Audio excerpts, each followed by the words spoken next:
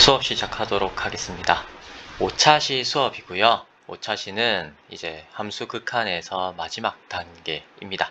함수 극한의 대소관계에 대해서 한번 살펴보도록 하겠습니다. 함수의 대소관계가 주어져 있을 때는요, 함수 극한의 대소관계가 결정이 됩니다. 무슨 말이냐? 요 이제 그림을 살펴보면 이제 한 번에 와닿을 것 같은데요. fx라고 하는 식을 이렇게 이제 가져왔습니다. 2 플러스 2분의 x의 제곱, gx라고 하는 요 주황색인가 노란색 요 이제 식을 이제 2 마이너스 2분의 x의 제곱 이렇게 이제 가져왔어요.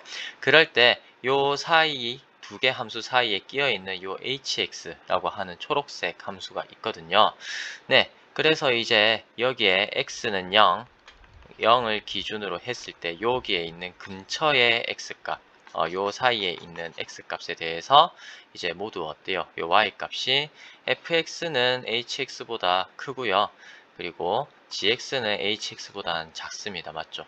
그래서 즉 여기 hx 함수 그래프가 요 사이에 요런 식으로 이제 끼어 있다라는 말입니다. 맞죠? 그러면 x는 0 근처에서 fx가 hx보다 모든 x에 대해서 fx가 hx보다 더 크거나 같고 그러면 이제 극한이 어떤 성질을 가지겠다. 요 끼어 있으니까 fx의 극한이 hx의 극한보다는 이제 더 크거나 같겠다. 맞죠? 만약에 hx가 수렴한다고 하면 네, 그리고 똑같은 이유로 x는 0 근처에서 이제 hx 함수가 gx보다 크거나 같다. 함수값이. 그러면 이제 함수 극한이 hx가 gx보다는 크거나 같다. 이렇게 이제 성립하게 된다는 겁니다. 이렇게 이제 그림으로 살펴보면 그렇다는 거예요. 이렇게 이제 사이에 끼어 있을 때. 자, 그래서 이거를 갖다가 이제 정리를 해놨습니다. 함수의 극한의 대소관계 해가지고 나옵니다. 두 함수 fx, gx에서 만약에 두 개가 수렴합니다. fx, gx가 x는 a에서 알파, 베타로 수렴해요. 그럴 때 a에 가까운 x는 a, 여기에 가까운 모든 실수 x에서 만약에 fx가 gx보다 작거나 같다 라고 하면 여기에 있는 극한값 알파가 베타보다 작거나 같게 됩니다.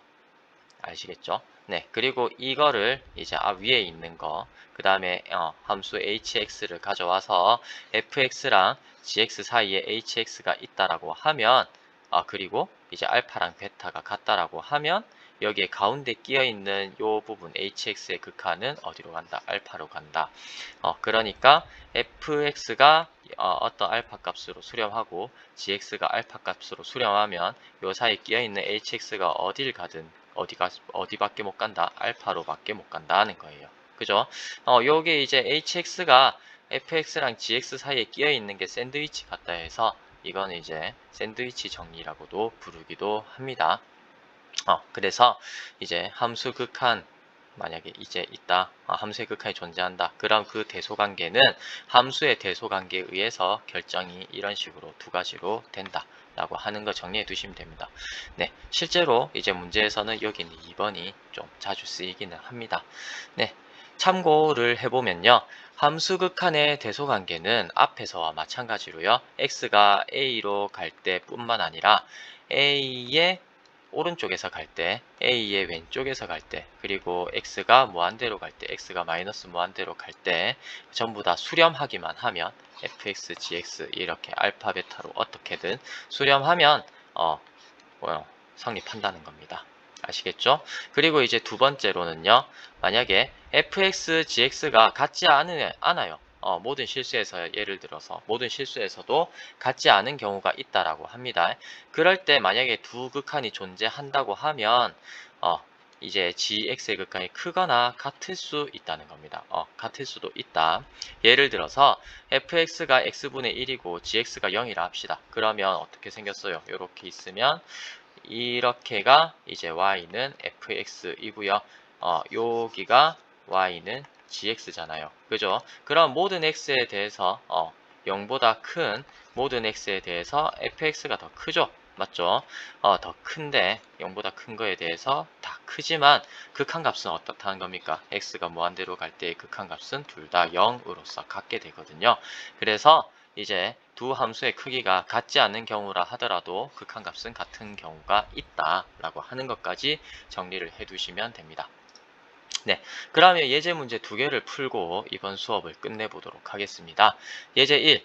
함수 fx가 0에서 2 사이에 있는 x에 대해서 이제 어떻다? 2x랑 x제곱 플러스 1 사이에 fx가 있다.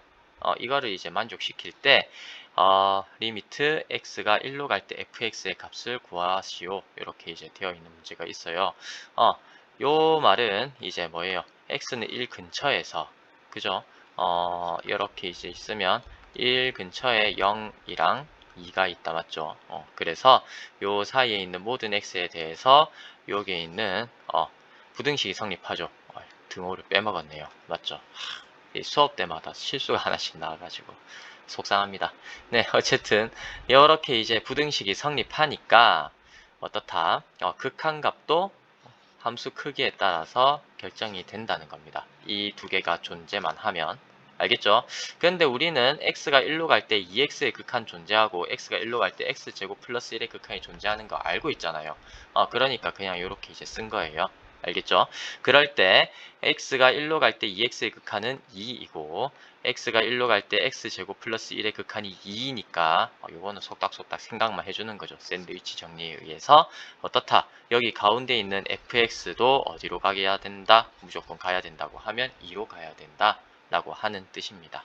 그죠? 그래서 이제 답은 2 이렇게 이제 정리를 해두시면 되고 예제 2번 문제입니다. 함수 fx가 모든 실수 x에 대하여 식이 이렇게 이제 되어 있다라고 칩시다. 알겠죠? 마이너스 x제곱 플러스 x보다는 크거나 같고 x제곱 플러스 x보다는 작거나 같다. 이거를 갖다 이제 만족시킬 때 극한값, 제법 복잡해 보입니다. 이거를 구하세요라고 되어 있어요. 그죠?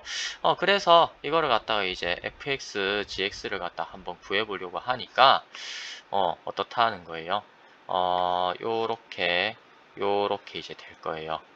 0을 기준으로 해가지고 1, 마이너스 1 해가지고 이 부분이 y는 마이너스 x의 제곱 플러스 x고 요 부분이 y는 x의 제곱 플러스 x가 되겠다. 맞죠?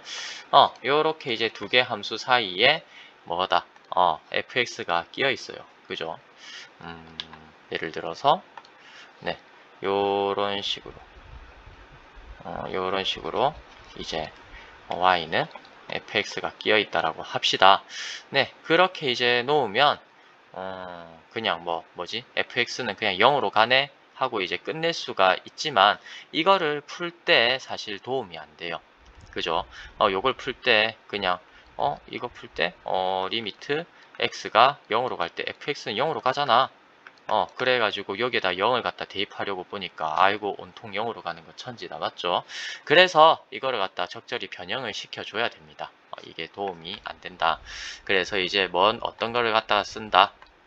네, 부등식 각 변에 x로 나눈다는 겁니다. 그죠? x로 나누게 되면 이제 부등식 하나가 따로 이제 또 생기죠. 그죠? 0이 아니니까 나눌 수 있죠. x가 0보다 크다 했으니까 부동호 방향 바뀌지 않고 이렇게 이제 나누어지면서요. x분의 fx라고 하는 식이 마이너스 x 플러스 1에서 x 플러스 1 사이에 있게 됩니다. 이때 양 끝에 있는 요 극한이 둘 다 1로 수렴해요. 맞죠? 그러니까 샌드위치 정리에 의해서 x분의 fx의 극한도 1로 수렴을 해야 됩니다. 이거는 이제 쓸 수 있죠. 오케이. 쓸 수 있게 되어 가지고 따라서 쓸모 있게 되어서 이제 x가 0으로 갈 때 0의 우극한입니다. 그렇게 될 때 요거의 극한을 구해라 라고 하는 거는 분자 분모에 보니까 어떻다 x 있고 그 다음에 fx도 있다. 맞죠? 그래서 여기에도 x 나눠야 되고 여기에도 x를 나눠야 되니까 x 제곱분의 1을 분자 분모에 곱해요. 그랬을 때 나오는 식이 2 그 다음에 x분의 fx 이렇게 되고 여기 분자에도 x분의 fx의 제곱 해가지고 0이 아닌 값으로 수렴하죠. 0이 아닌 값으로 수렴하니까 리미트가 분자 분모로 이렇게 이제 분배가 되어서 이제 극한값이 3분의 1이다 라고 이제 정리가 됩니다. 네, 그래, 샌드위치 정리, 그 함수 극한의 대소관계에 대해서 살펴봤는데, 그 중에서 이제 대표적으로 쓰이는 게 이제 샌드위치 정리입니다. 근데 이제 요거 자체로 이제 안 쓰이는 경우가 있거든요. 그럴 때는 요런 식으로 x로 나누면 이런 기술 한번 써주면은 이제 풀리는 경우가 있다 라고 하는 것까지 정리를 해 두시면 됩니다.